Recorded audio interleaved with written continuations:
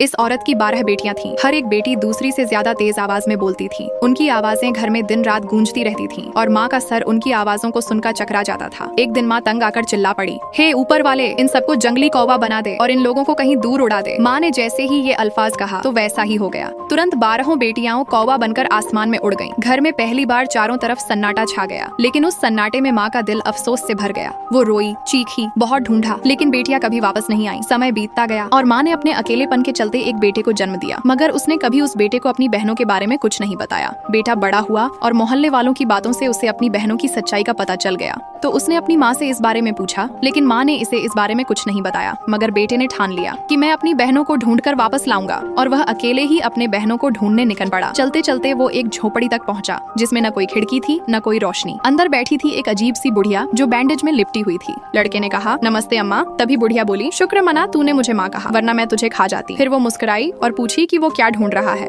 लड़के ने अपनी बहनों की बात बताई तो औरत ने इसे अपनी गोद में सुला लिया और सुबह होने का इंतजार करने लगी। अगले दिन बुढ़िया ने सीटी बजाई और जमीन से ढेर सारे जहरीले सांप निकल आए, लेकिन किसी सांप को भी इसके बहनों के बारे में कुछ नहीं पता था। तो लड़का ये सुनते ही अपनी बहन को ढूंढने फिर निकल जाता है। आगे बढ़ते ही उसे एक दूसरी झोपड़ी मिली, जहाँ इसे पहले से भी ज्यादा बूढ़ी औरत मिली। तो उसने भी इसकी पूरी बात सुनी और इसे अपनी गोद में सुलाकर अगली सुबह होने का इंतजार करने लगी। और जैसे ही सुबह हुई तो बूढ़ी औरत ने सीटी बजाकर 4 टांगों वाले जानवर को बुलाए, मगर 4 टांगों वाले जानवर से भी कोई जवाब नहीं मिला। तो लड़का हार नहीं माना और लड़का चलते चलते तीसरी झोपड़ी तक पहुंचा। वहाँ सबसे बूढ़ी औरत बैठी थी। उसने भी उसकी बात सुनी और उसे अपनी गोद में सुलाकर अगली सुबह होने का इंतजार करने लगी। और जैसे ही अगली सुबह हुई तो बुढ़िया औरत ने अपनी सीटी बजाई। तो इस बार आसमान पर पक्षियों का झुंड उमड़ आया, लेकिन एक काला कौवा गायब था। थोड़ी देर बाद वो कौवा घायल हालत में लौटा और बोला, मैं एक लाल मीनार से आ रहा हूँ, जहाँ 12 जंगली कौवा रहती हैं, लेकिन इंसान वहाँ नहीं जा सकता। बुढ़िया सब समझ गई, यही वो बहनें थीं। उसने लड़के को 2 हड्डियां दी और कहा, इन्हें मीनार के पास रखना, रास्ता खुद बन जाएगा।